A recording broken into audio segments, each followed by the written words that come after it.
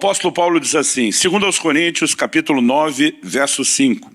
Portanto, julguei necessário recomendar aos irmãos que me precedessem na visita a vocês e preparassem de antemão a oferta que vocês prometeram, para que esteja pronta como expressão de generosidade e não de avareza. O apóstolo Paulo, ele começa dizendo, julguei necessário, né? Entendi que era muito importante. Em outras traduções, nós temos variações, como julguei conveniente e assim vai. O que é que Paulo julgou ser necessário? Enviar irmãos que fossem na frente dele, que o precedessem, que chegassem na igreja de Corinto antes dele com uma missão. Qual era a missão? Ele diz que eles iriam preparar a oferta deles. E é muito interessante essa ideia de preparar a oferta. O que significa preparar uma oferta? Talvez a gente possa pensar, bom, preparar a oferta é avisar aquele povo, olha, vai rolar uma coleta, para vocês não serem pegos de surpresa, a gente chegou antes do apóstolo, porque vocês se organizam, está todo mundo sabendo, né? Mas, de acordo com o contexto, nós vamos perceber que a preparação não era essa. Não era informativa, eles já sabiam da oferta. Talvez a preparação então pudesse ser lembrar os irmãos que já sabem da oferta, da importância de que eles estejam engajados, envolvidos, que eles entrem nisso, né, com o coração, com a alma para valer. Mas eu quero te mostrar que a preparação também não era essa, porque eles já estavam engajados e comprometidos. Como sabemos disso? Porque Paulo diz assim, e preparassem de antemão a oferta que vocês prometeram. Então eles tanto sabiam que haveria oferta, como já estavam engajados, a ponto de ter prometido. Só podiam ter prometido dar se soubesse. E se prometeram, já estava engajado. Então a preparação não era nem notificar que iria acontecer, e nem tampouco tentar gerar comprometimento. Qual era essa bendita preparação que Paulo julga ser tão necessário? Ele termina o verso 5 dizendo assim, para que ela esteja pronta como expressão de generosidade e não de avareza. Nossas ofertas expressam algo. Nossas contribuições expressam algo. E eu não vou limitar o que eu quero falar hoje somente ao terreno das contribuições, mas eu quero apresentar o princípio a partir da ideia das contribuições, porque a palavra de Deus assim o faz. Então, ao que eu e você precisamos entender é que quando eu e você contribuímos, há uma linguagem por trás daquilo que nós fazemos. Por exemplo, em Hebreus, no capítulo 11, no verso 4, a Bíblia diz que a oferta de Abel ainda fala. Esse ainda fala, significa que falou na época que ele fez, continua falando até hoje, mesmo depois da existência dele, porque nossas ofertas falam, elas têm uma linguagem, elas comunicam alguma coisa. Ainda que de maneira não verbal, elas têm esse poder de declaração. E Paulo está dizendo, eu me preocupo que a oferta de vocês possa expressar a mensagem correta. Qual? Ele diz que ela seja pronta como expressão de generosidade e não de avareza. Aqui é outra coisa que durante muito tempo eu não entendi. Porque na minha cabeça eu achava que generoso é quem se dispõe a dar. Avarento é aquele que não quer fazê-lo. Né? Então muitas vezes eu pensava, bom, generosidade, disposição de dar, avareza, indisposição de dar. Mas Paulo está dizendo que alguém pode dar e ainda assim sua doação expressar avareza. Então, generosidade não é o mero ato ou disposição de dar. E avareza também não é só indisposição para dar, porque alguém pode dar e expressar avareza. Particularmente, acredito que foi o que Ananias e Safira fizeram. Né? Num ato de doação, o coração deles dava sinais de avareza quando eles mentem a respeito do que é que estão fazendo. Então, nós também precisamos entender não só o que é generosidade e avareza, mas também a importância de que a gente intencionalmente corresponda a uma compreensão, a um entendimento que nos permita expressar, escolher o que é que nós vamos expressar. E a partir disso, Deus começou a me fazer perceber que generosidade não é mera disposição de dar. Generosidade está muito mais relacionada com o prazer de dar. É mais do que aceitar fazer.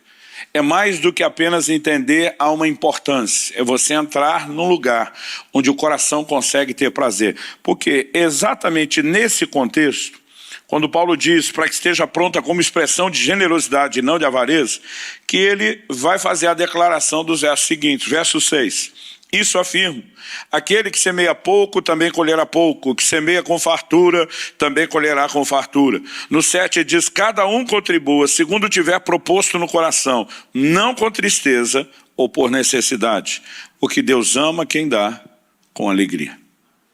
Então ele diz, não é para contribuir com tristeza, não é para fazer por necessidade, nem só a necessidade do reino, dos outros, ou uma necessidade nossa, eu tenho que plantar para colher.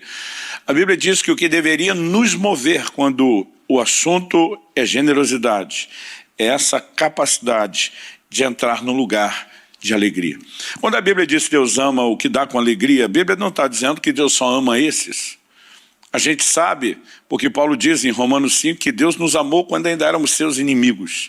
Então Deus não nos ama por bom comportamento. Deus não nos ama por causa daquilo que fazemos.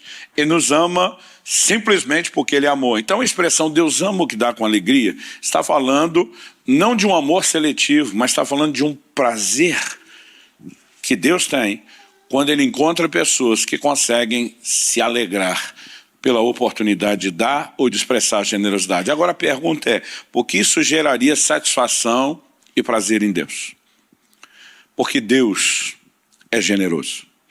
Quando a Bíblia vai definir a capacidade de Deus expressar o seu amor, João 3,16 diz, Deus amou o mundo de tal maneira que deu, e não só deu o seu Filho unigênito, deu o que tinha de melhor, nós podemos dizer assim, porque em Romanos 8,32 a Bíblia diz, se Deus não poupou nem mesmo ao seu próprio Filho, antes o entregou por amor de nós, como não nos dará juntamente com Ele todas as coisas? Em outras palavras, o que a Bíblia está dizendo é, se Deus deu Jesus por você, Ele faz qualquer loucura por você, crente, né? Não há limites para o que Ele possa fazer. Então a capacidade de amor de Deus é demonstrada pela sua disposição de dar. Em Tiago, no capítulo 1, a Bíblia diz, se algum de vocês tem falta de sabedoria, peça a Deus que a todos dá liberalmente. Outra tradução diz generosamente. Deus é liberal, Deus é generoso. Então generosidade é parte do caráter de Deus. Expressa aquilo que Deus é. E o grande plano e propósito de Deus, desde o início da criação, é que nós possamos ser parecidos com Ele. A Bíblia diz que Deus fez o primeiro homem conforme a sua imagem. Havia uma lei na criação, cada um reproduza conforme a sua espécie. Se Deus faz o primeiro, né, a matriz reprodutora parecida consigo, o que é que Ele esperava das réplicas? Que todo mundo também fosse parecido com Ele. Efésios 5,1 diz que nós temos que ser imitadores de Deus como filhos amados. Ou seja, precisamos manifestar o DNA, né, o código genético, a natureza do Pai. Não se trata apenas de imitar um comportamento, mas por meio do comportamento reproduzir a essência do que Deus é. E Deus espera isso de nós. Ele é um Pai perfeito e, obviamente, não existe absolutamente nada na sua conduta, no seu caráter, que Ele olha e diz, bom, isso eu não queria. Né? Enquanto criava meus filhos, eu de vez em quando orava por algumas coisas, dizendo, Senhor, que eles não precisam carregar algumas limitações e defeitos que eu tenho. Deus não tem essa preocupação, porque Ele não tem nenhum deles.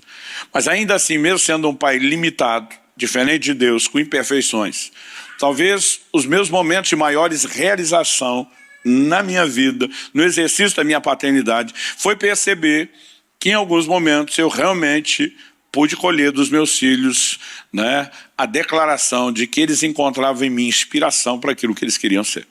Eu me lembro quando meu filho Israel, no início da adolescência, um dia ele fala assim para mim, pai, quando eu crescer, eu quero ser que nem você. Ele diz, eu quero pregar como você prega, eu quero mover nos dons do Espírito Santo como você move. Eu lembro, ele era ainda um garoto e falou assim, mas mais do que essas coisas, eu quero ter o seu caráter. O caráter que o Senhor manifesta. Eu olhei para ele e falei, o que é que você entende disso? Ele falou, estou de olho em você. Eu falei, como é que é? E aí ele fez um resumo de comportamentos que ele vinha observando nos últimos 2 anos e eu não fazia ideia de que ele estava de olho naquilo, né? E ele falou, pai, eu quero ser que nem você. A gente tem uma expressão lá no Brasil, quando ouve algo, né, que gosta, a gente diz, ganhei o dia, né? Naquela ocasião eu não podia dizer apenas que eu tinha ganhado o dia, dá para dizer que eu ganhei o ano, a vida inteira, porque quando um filho que conhece suas limitações diz, você me inspira, isso para um pai é muito gratificante.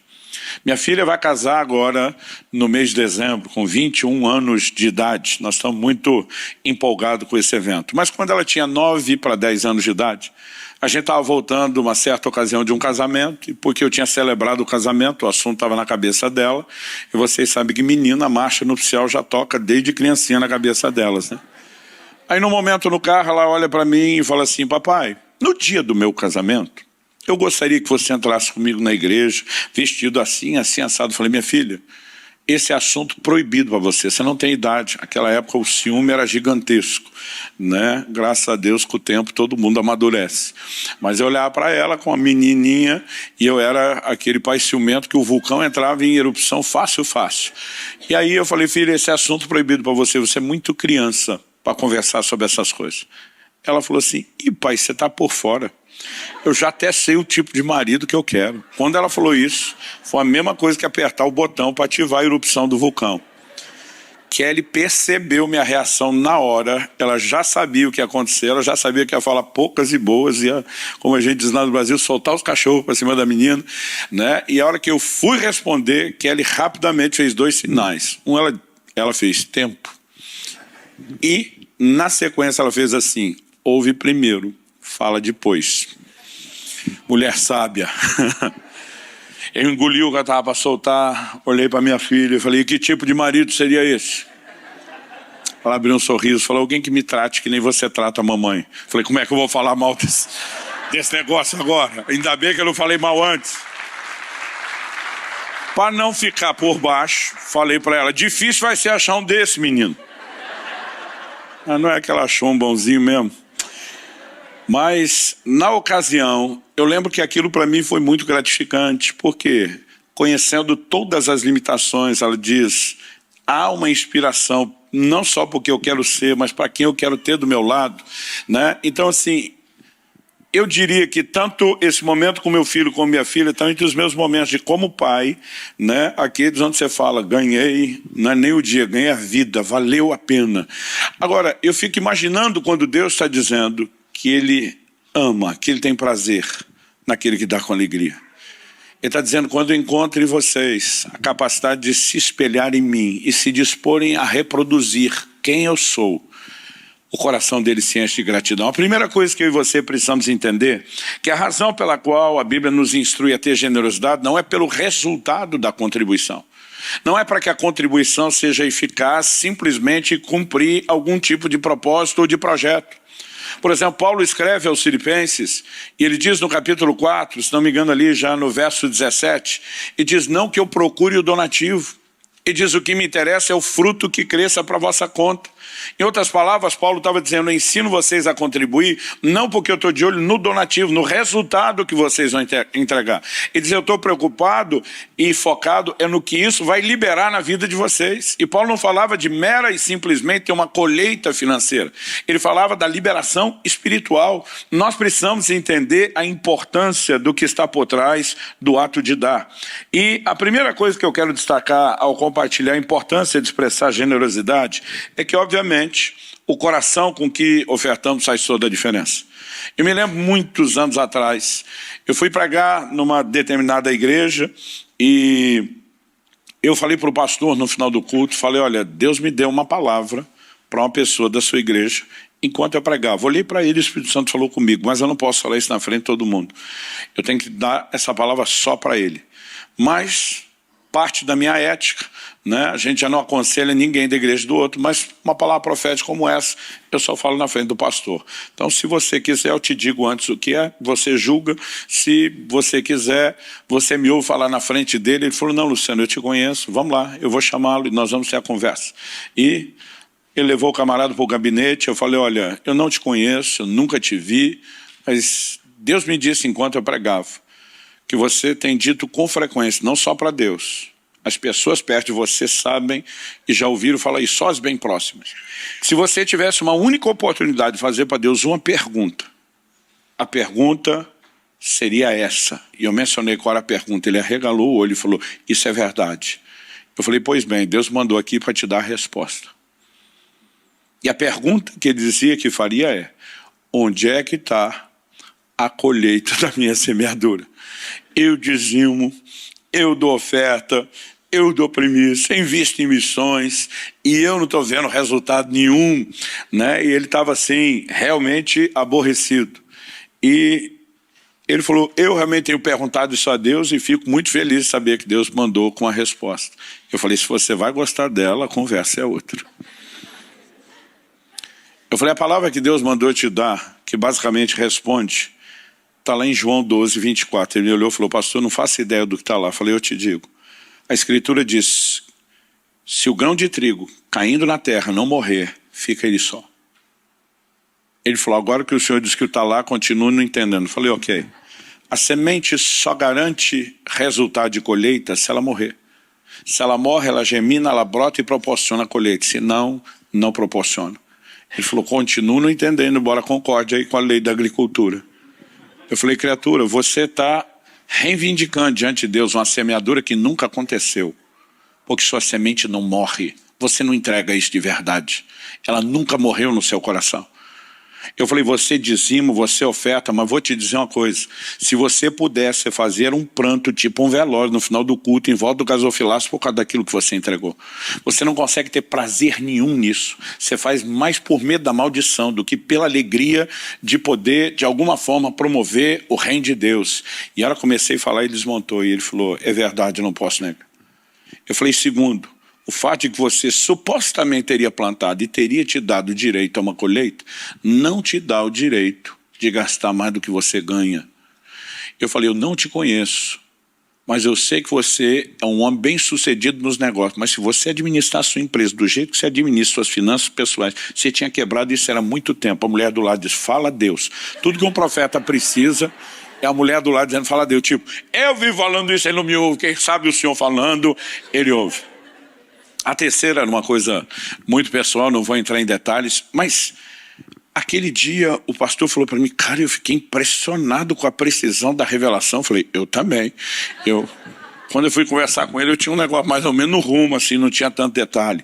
Ele falou, cara, e essa revelação da semente que não morre? Eu falei, essa eu também estou surpreso, porque eu nunca tinha pensado nisso. Mas a partir daquele dia, aquilo começou a fazer muita diferença para mim. Eu lembro de uma vez que um jovem da igreja, ele estava fazendo as contas de quanto de salada ele podia ter comido com o dinheiro que ele ofertava no culto. Eu falei, cara, você calculou isso tudo, eu vou te devolver o dinheiro para você torrar em x-salada, porque não é possível que você está fazendo a comparação do que é que você poderia ter lucrado se não tivesse entregue.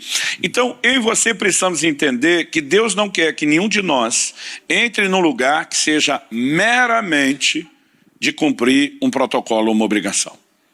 Quem está entendendo? Por quê? Porque quando eu e você conseguimos entrar num lugar de alegria, né, onde, de fato, no coração, o coração que a gente está manifestando demonstra a maneira como nós estamos lidando com Deus, a importância do que Ele é, a importância de expressar quem Ele é. Mas a segunda coisa que eu quero destacar aqui, a respeito da importância de generosidade, a primeira é porque ela expressa o caráter de Deus. Mas a segunda é porque a nossa atitude, ela determina a revelação de Deus que a gente tem. Então deixa eu tentar explicar isso da seguinte forma. Eu tive um pai só. Eu brinco que hoje em dia isso já está virando testemunho, porque a coisa anda bagunçada por aí. Mas esse um pai só, às vezes tinha um comportamento tão distinto que chegava a parecer duas pessoas. Não que ele sofresse de bipolaridade. Mas tinha momentos que a gente chegava em casa e encontrava a versão feliz, empolgada de papai. Mas tinha hora que a gente ia chegar em casa e encontrar a versão aborrecida de papai, que é aquela que provavelmente significava que a gente tomaria uma coça, ou dependendo de onde você veio no Brasil, uma peia, uma surra, né? Imagine o sinônimo que você quiser aí. Por que essas versões diferentes de papai? Se eu chegasse com o boletim da escola com notas boas, versão boa de papai. Nunca apanhei por tirar nota boa na escola.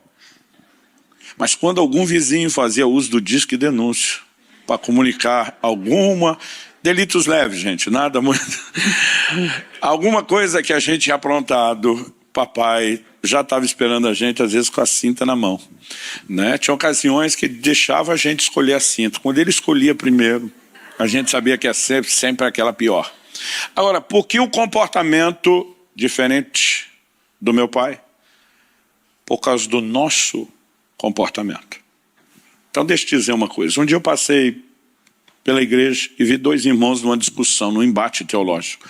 Eu às vezes estou andando por aí, eu tenho a capacidade de coletar um monte de informação, quase que simultânea, né? Eu amo colher as pérolas de sabedoria no meio do povo. E eu vi a discussão de dois, um estava divulgando a bondade de Deus, outro a severidade de Deus. O debate estava intenso, desviei a rota, passei perto, meio devagarzinho, sem olhar, tentando ouvir tudo que eu podia. Um deles falou: pastor, já que está por perto, ajuda a gente. Falei: como é que é? Não, estamos precisando de um juiz aqui que decide. E aí? Nossa discussão é essa, tal. Deus é bom ou é severo? E eu lembro que a minha resposta foi: olha, eu tenho duas respostas.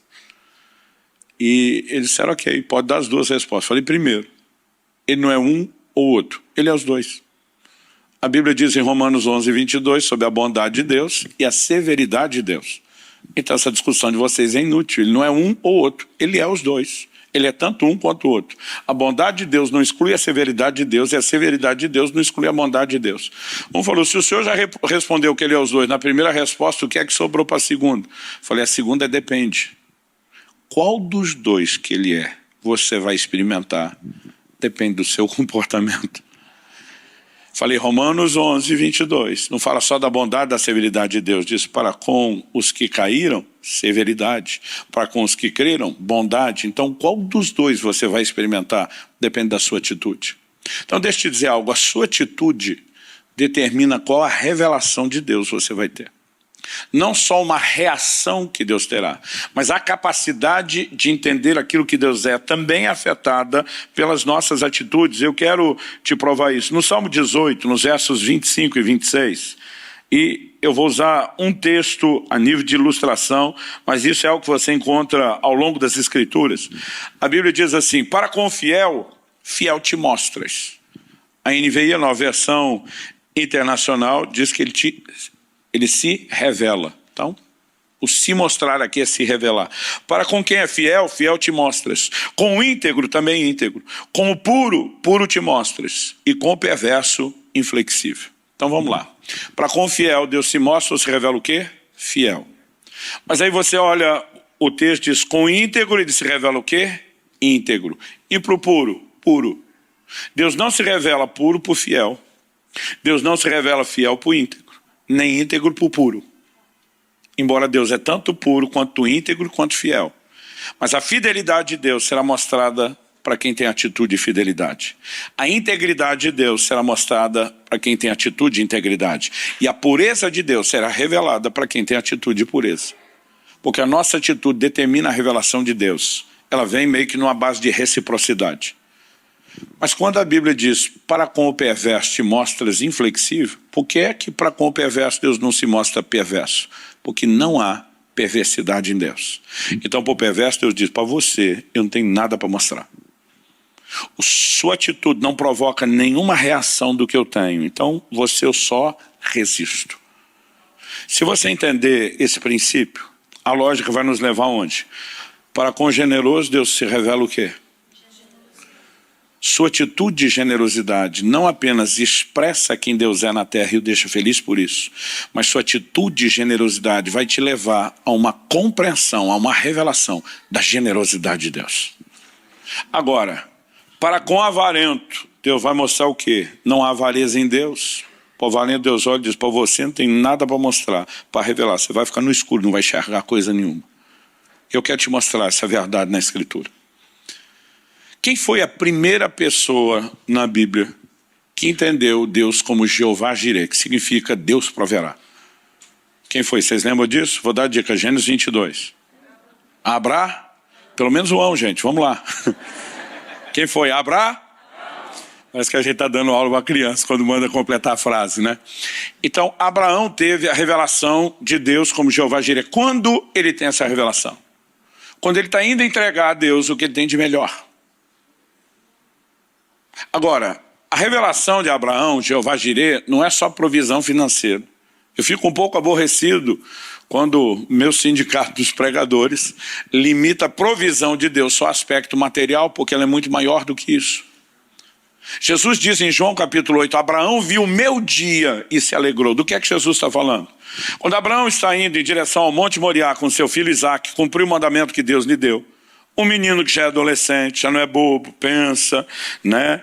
Ele diz, papai, não está faltando nada não? Como assim, meu filho? Ué, a gente não está indo fazer um sacrifício? Exatamente, meu filho. Papai, nós estamos levando a lenha, nós estamos levando o cutelo, nós estamos levando o fogo. Cadê o animal do sacrifício?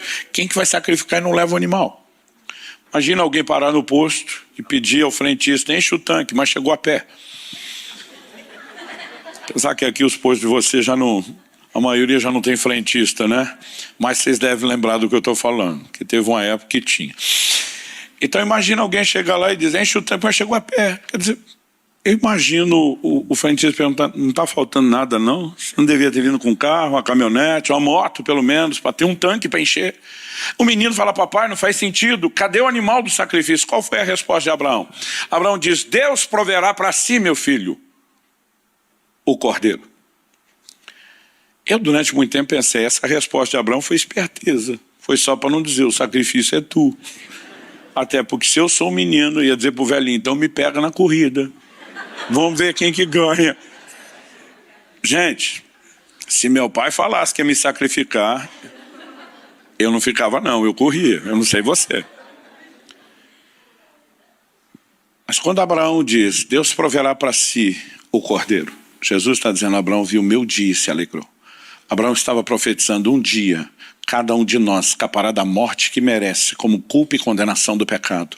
Porque, como disse Pedro em 1 de Pedro 1,20, há um cordeiro conhecido antes da fundação do mundo.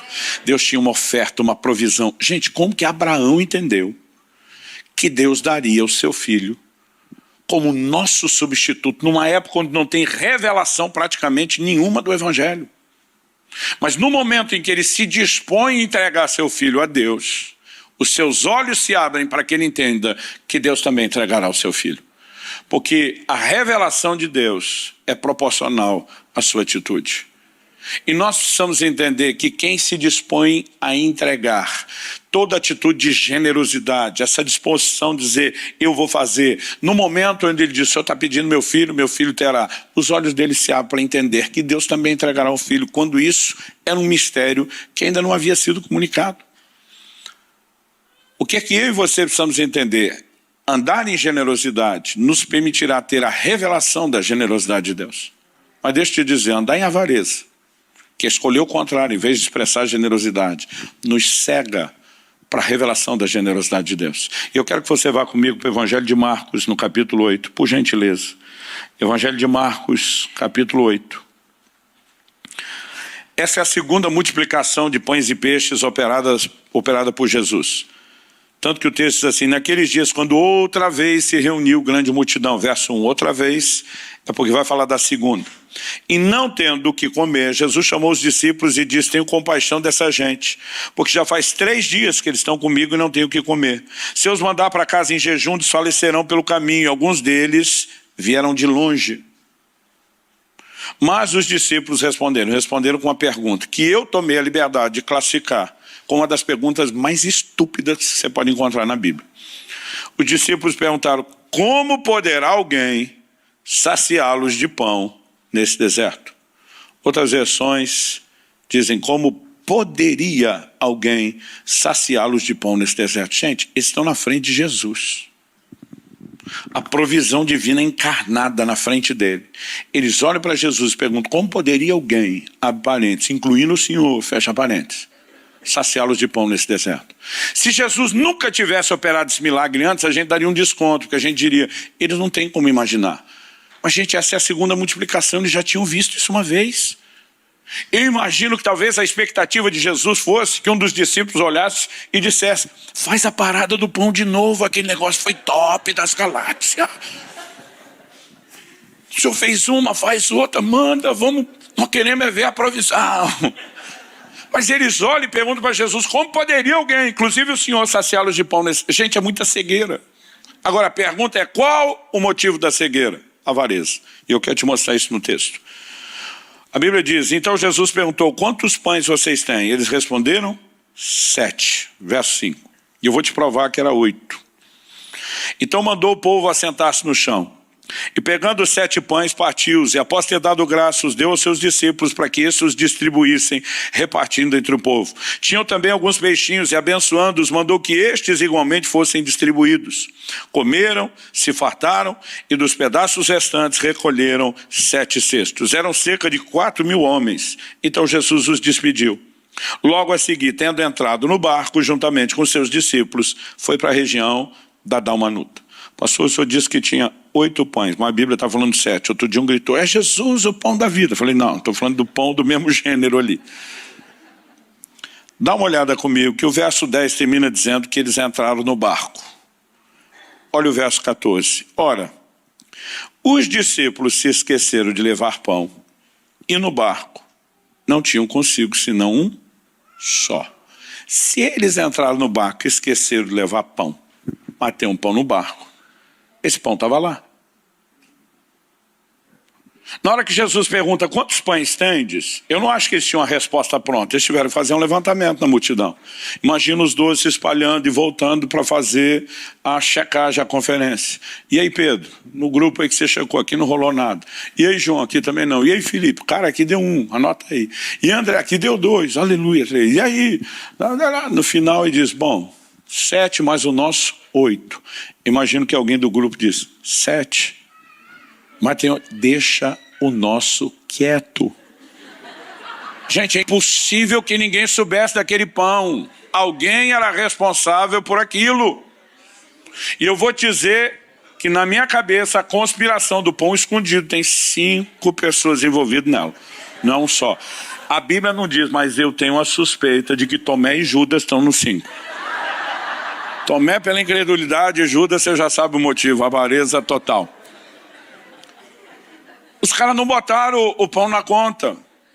Eu imagino alguém falando, da outra vez tinha mais gente, 5 pão ele resolveu, com 7 para menos gente agora. Deixa o nosso quieto. Agora, vamos perceber, verso 15. Jesus os preveniu dizendo, fiquem atentos e tomem cuidado com o fermento dos fariseus e com o fermento de Herodes. Jesus falou fermento, a cabeça deles já pensa pão. O Evangelho de Mateus explica que ele estava falando da doutrina dos fariseus. Mas quando usou fermento, verso 16 diz, eles começaram a discutir entre si dizendo, ele diz isso porque não temos pão. Tipo, estamos levando bronca, estamos ganhando uma dura aqui, porque não trouxemos pão. Verso 17, Jesus percebeu isso e perguntou, por que vocês estão discutindo sobre o fato de não terem pão? Agora, olha o teor da pergunta e vê se Jesus está contente. Vocês ainda não percebem nem compreendem? Têm o coração endurecido? Tendo olhos não veem, tendo ouvidos não ouvem? Não se lembram de quando partiu 5 pães para os 5.000? Quantos cestos cheios de pedaços eles recolheram? Eles responderam 12. Então não era amnésia, gente. Eles lembravam da multiplicação anterior. E a Bíblia diz que voltaram com 12 cestos cheios. Por que 12? Porque eram 12 apóstolos. Todo mundo voltou com seu cesto cheio. Agora Jesus faz a nova pergunta. E de quando partiu 7 pães para os 4.000? Quantos cestos cheios de pedaços eles recolheram? Responderam 7. Porque dessa vez só 7 cestos, eles continuam sendo 12. Ao que Jesus lhes disse, vocês ainda não compreendem? Numa linguagem atual, acho que Jesus talvez dissesse hoje, alô? Lá no Brasil, a versão brasileira de Jesus perguntaria, caiu a ficha dos 6 não? Por que é que Jesus está fazendo eles lembrar da primeira, contrastando com a segunda, para depois dizer, não entender? Gente, eu imagino Jesus, e eu gosto de ler a Bíblia me colocando dentro da situação da história, eu no lugar deles já estaria indignado. Primeiro deles não ter pedido lá atrás, faz a parada do pão de novo. Segundo, eu imagino eu no lugar de Jesus já dando a dura. Eu já multipliquei pão 2 vezes. 5 pães para 5.000 homens, fora mulheres e crianças. 7 pães para 4.000 homens, fora mulheres e crianças. Vocês acham que ela está brigando com vocês, dizendo que um pão não dá para nós 13? Só isso já seria motivo de aborrecimento. Mas ele diz, vocês não compreendem. Vocês têm olhos, não veem. Vocês têm ouvidos e não ouvem. O coração está endurecido. Ele está dizendo, a revelação não entra. A revelação da provisão não entra em vocês. Eu tenho visto crentes que por uma vida inteira não vivem milagre de provisão. Eles ficam cegos para aquilo que Deus pode fazer. A pergunta é, por que essa barreira? Porque normalmente uma escolha de avareza foi feita no coração.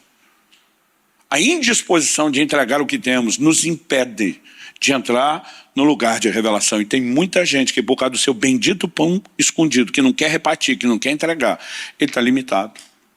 Sabe, eu já vi pastor apelando na hora da oferta. Se você não contribuir, a porta da casa de Deus vai fechar, as pessoas vão para o inferno. Só faltar dizer, e a culpa é sua, Varendo. Eu meti a mão no bolso, dava logo um 10 de oferta, elas vão salvar uma alma, vão aplacar a consciência. Mas deixa eu te dizer, eu aprendi com o tempo, que se você não ofertar, a porta da casa de Deus não vai fechar coisa nenhuma. Jesus diz, edificarei a minha igreja, com ou sem você ele vai fazer. O que a gente tem é o privilégio de participar, mas mesmo quando alguém participa, o que eu e você precisamos entender que não é apenas garantir que a multidão seja alimentada. A pergunta é, você quer ter cesto cheio depois que ele alimentou a multidão? Tem que entregar. E à medida que a gente começa a entender essas coisas, verdades importantes sobre generosidade vão nos mostrar o quê? Que tem mais a ver conosco do que só com a pessoa por quem nós fazemos. Isso é que nem o perdão, gente. O crente tem a dificuldade de perdoar porque ele fica olhando para o ofensor dizendo, tu não merece, miserável você, né? Me atacou, me feriu. Mas Deus está dizendo, eu quero que você perdoe. Você já teve, como eu, a sensação que o perdão é injusto? De falar para Deus, fez o que quis, e agora o Senhor me manda perdoar, vai favorecer ele. Eu acho que Deus está lá no céu querendo gritar, cabeção, perdão para favorecer você, não o outro. Porque alguém diz que o ressentimento é semelhante a você todo dia tomar um pouco de veneno esperando que quem te feriu morra. A mágoa está destruindo você. Deus diz o perdão é para salvar você, não é para salvar o outro. Por isso que a Bíblia diz, a ira do homem não opera a justiça de Deus. Você se vingou, Deus diz, você está por conta. Quando você não se vinga, Deus diz, agora quem julga sou eu. O perdão não é injustiça. O perdão permite que o justo juiz julgue a forma dele, mas protege seu coração. A maioria das coisas que Deus nos leva a fazer, que a gente acha que é custoso entregar, é porque a gente não entende. Elas são para o nosso benefício. Generosidade vai nos abençoar muito mais do que a pessoa que foi alvo da expressão da nossa generosidade. Quem está entendendo? Para terminar, nossa atitude determina não só a revelação que nós temos e, consequentemente, o quê? Os resultados que nós teremos. Provérbios 11, versos 24 e 25, para mim tem sido uma chave ao longo dos anos. A palavra de Deus é muito clara, é muito incisiva nessa declaração, quando ela diz assim, uns dão com generosidade e têm cada vez mais. Outros retêm mais do que é justo e acabam na pobreza. A pessoa generosa prosperará e quem dá de beber terá sua sede saciada. Né? A tradução que estou usando, a Nova Almeida, diz a pessoa generosa. A NVI diz o generoso. As versões mais clássicas diz a alma generosa prosperará. Prosperidade começa na alma, nas escolhas que você faz dentro de você. Agora, a Bíblia fala de gente que retém mais do que é justo. Significa que é justo reter uma parte? Sim. Mas nós não podemos reter mais do que é justo. No mesmo texto, segundo aos Coríntios 9, que nós lemos no início, o apóstolo Paulo, depois de falar de dar com alegria, ele faz uma distinção importante. No verso 10, ele diz, e Deus que dá semente ao que semeia e pão para alimento, também suprirá e aumentará as sementes e multiplicará os frutos da justiça de vocês. Semente ao que semeia e pão para alimento. Eu e você precisamos entender que o que chega às nossas mãos não é só pão. Pão a gente tem direito de comer. Pão é a parte que é justo que a gente segure e usufrua. Mas semente não se come. Porque quem come a semente deixa de plantar. Quem deixa de plantar, deixa de colher. E lá na frente vai deixar de ter mais pão. Então eu e você precisamos fazer a distinção. Muitas vezes quando eu sou abençoado com algo, minha primeira oração, Senhor, muito obrigado. Pergunta, isso é pão ou é semente? Ou qual parte do que eu preciso entender? Porque quando o meu e o seu coração não se prende, o verso 11 diz, assim vocês serão enriquecidos em tudo, para toda generosidade. Gente, por qual motivo Deus quer prosperar ou enriquecer um crente? Para generosidade. Nós temos confundido as coisas. A mensagem de prosperidade do meio cristão começou a nos programar para viver como represa. E a gente começa a querer reter, segurar, acumular tudo que chega. Mesmo que Jesus tenha dito para não acumular tesouro. Ele nunca proibiu de ter. Mas quando a gente começa a acumular, que é quando para e não flui, a bagunça começou. Prosperidade deveria nos fazer algo parecido com o leite de um rio. Água entra, água sai. Nunca para de entrar, nunca para de sair. Quem está entendendo? Quando eu e você começamos a ter a atitude, a revelação correta e a intervenção, nós vamos viver resultados diferenciados, mas nós precisamos entender que isso ainda está relacionado com a atitude lá do íntimo. Tiago capítulo 4, verso 2 diz, nada tendes porque não pedis. Tem crente que não recebe porque não ora. Mas o verso 3 ele diz, pedis e não recebeis. Espera aí, um não tem porque não pediu, mas o outro pede e não recebe. Ele diz, porque pedis mal. Não adianta fazer a coisa certa, a gente tem que fazer a coisa certa do jeito certo. Qual a definição de pedir mal? Ele diz, para esbanjartes em vossos próprios deleites. Tudo aquilo que você pede a Deus, pensando só em você, e não está de olho em mais ninguém, não está disposto a repartir com mais ninguém, é uma oração que é uma séria candidata a ser ignorada. Nós precisamos parar de olhar só para o umbigo. Nós precisamos aprender a orar e clamar a Deus por aquilo que não para só na gente, por aquilo que vai nos tocar, mas que também transborde para a vida de outros, porque aquilo que você faz por outros chama a atenção de Deus para você. Você lembra em Atos 10, quando a Bíblia diz que um anjo aparece para Cornélio e diz, tuas orações e tuas esmolas subiram para a memória diante de Deus. Seu nome está sendo lembrado diante de Deus, não só porque você ora, mas pelo que você faz pelos outros. Porque o que você faz pelos outros tem a capacidade de chamar a atenção de Deus para você. Mas o inverso também é verdadeiro.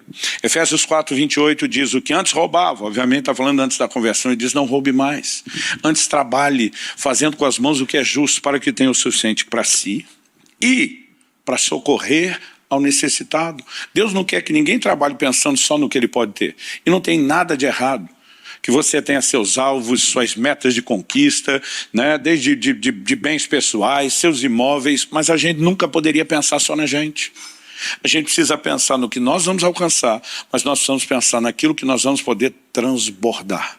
Quem está entendendo?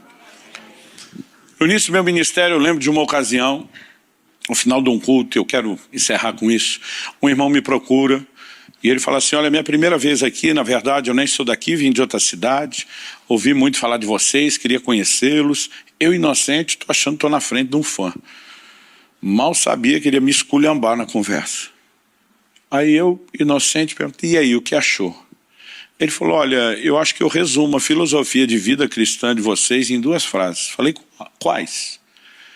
E aí ele, num tom bem sarcástico, cita o texto de Provérbios, que fala que a sanguessuga tem 2 filhas, me dá, me dá. Quando ele falou o tom me dá, para resumir, eu já entendi o que ele estava falando, já entendi qual era o versículo. Falei, como é que é? Ele falou, vocês são um bando de gente egoísta, focada só em vocês. Sua mensagem hoje foi sobre pedir, buscar de Deus para receber. Vocês estão interessados só em vocês. Eu falei, olha, eu presumo para estar nos atacando dessa forma, você deve ter uma filosofia de vida cristã melhor do que a nossa. E tenho. Eu falei, qual é? Compartilhe sua sabedoria, me ajude a crescer. Aí ele falou para mim, eu peço a Deus só o suficiente para sobreviver, e nada disso. Eu falei, como é que é? Ele falou, isso aí que você ouviu. Eu falei, meu amigo, então sua boca te condena. Se tem um egoísta aqui é você. Não, vocês estão pedindo as coisas, eu não quero quase nada. Falei, é isso que faz de você um egoísta. Se você pede a Deus o suficiente só para sobreviver, significa que você não está pensando em ninguém.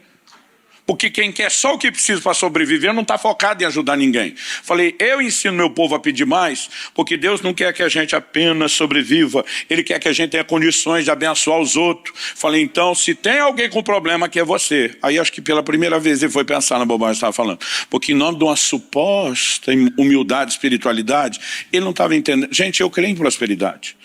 Como é que nós vamos ajudar os outros se a gente não tem nem o suficiente para a gente?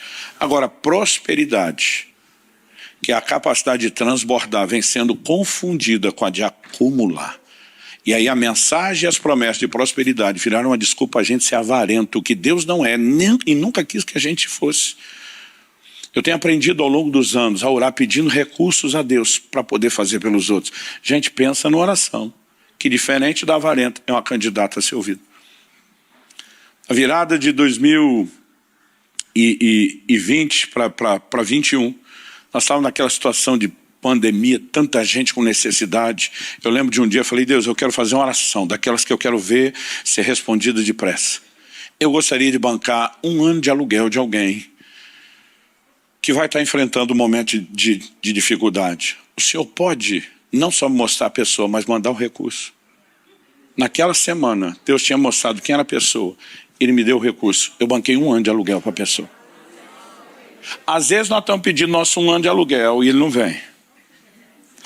Mas muitas vezes, quando nós estamos focando nos outros, a gente pensa em algo que desata milagres. E Deus quer nos levar a esse lugar. Eu não falei nada, nem para a pastora que ia falar. Deixei levantar a oferta antes, porque eu não estou ensinando isso. Não vamos levantar nenhuma oferta. Sua carteira está salvo por hora. Mas eu quero te ensinar um princípio. Está chegando um tempo e uma hora que Deus quer nos levar a romper de forma sobrenatural.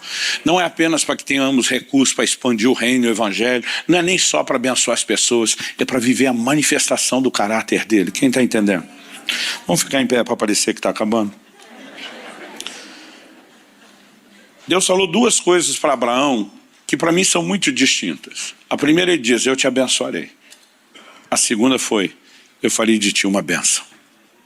Gente, melhor do que ser abençoado é quando Deus faz de nós abençoadores.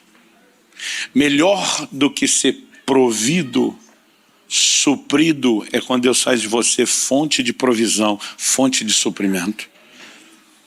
E nós precisamos entender que parte da maturidade cristã envolve isso. Agora, generosidade não é repartir só dinheiro. Tem crente que nunca tem tempo para ninguém. Não tem tempo para falar de Jesus, tem tempo para discipular, tem tempo para liderar, não tem tempo para visitar alguém que precisa. E numa época onde se diz que tempo é dinheiro, a gente tem que aprender a ser generoso com o tempo. Sabe, nós precisamos entender que generosidade envolve muito mais do que questões materiais. É um coração que compartilha. No reino de Deus, nós precisamos sempre entender que aquilo que nós recebemos de Deus deve ser celebrado, mas deve ser compartilhado, deve ser repartido. E eu quero fazer um apelo ao seu coração, para que você se disponha a expressar generosidade. Como eu disse antes, Paulo diz, assim vocês serão enriquecidos em tudo para toda generosidade. Por qual motivo Deus enriqueceria um crente? Para generosidade. O que Deus multiplica não é pão, gente. Quando a Bíblia vai ensinar sobre a cota do pão, o que ela ensina é contentamento. Tendo o que comer, o que vestir, estejamos contentes. Tem gente que não tem fim. Primeiro ele quer um carro, depois ele tem aquele carro, ele quer outro carro, depois ele quer vários carros, daí ele quer a casa, depois ele quer a casa maior, depois ele quer a outra casa. Tem gente que não tem fim aquilo que é pão. E eu e você precisamos entender que o compromisso de Deus não é multiplicar pão, é multiplicar semente. Então, quando eu e você começamos a entender isso, a grande multiplicação sobrenatural começa a acontecer naquela área onde a gente sempre está disposto a não segurar, a não reter. Eu tenho vivido coisas tão extraordinárias da parte de Deus nesse sentido, que não tem como meu coração não se empolgar, né, com essa verdade sobre andar em generosidade. E eu quero te encorajar. Naquela cochilada que dei no carro, eu ouvi o Espírito Santo falando comigo de forma clara. Fale a respeito disso. E eu tenho certeza que hoje Deus não quer que você saia daqui só com informação. Eu creio que Ele quer despertar sua fé. Eu creio que talvez nessa manhã Ele possa mover seu coração. Talvez Ele vai te fazer lembrar de alguém que está enfrentando alguma necessidade. Talvez não seja isso. Talvez Deus te mova a abençoar alguém. Não é nem só por necessidade. Algo que eu tenho aprendido é que honra não é para quem precisa, honra é para quem merece. Quando a Bíblia manda honrar pai e mãe, eles não precisam ter necessidade para você fazer algo por eles. Porque honra não é para quem precisa, é para quem merece. Mas talvez Deus também possa despertar você, colocar no seu coração alguém que está em necessidade, eu não sei. Pode ser que não vai acontecer nada agora e você vai processar isso e daqui a um tempo, mas eu sei que junto com essa palavra, Deus está tentando não só provocar nossa fé, como trazer algumas intervenções. Meu Deus, sua palavra foi lançada, semeada, e se o Senhor não vivificá-la, terá sido só um discurso, uma palestra. E nós precisamos de mais do que isso. E nós oramos que não apenas aqui e agora, mas a partir de agora, depois de deixarmos esse lugar de culto, que aquilo que o Senhor começou não apenas continue, mas cresça, progrida, se desenvolva em cada um e cumpra o seu pleno propósito. Nós oramos em nome de Jesus e para a glória de Deus. Clique e veja mais vídeos como esse.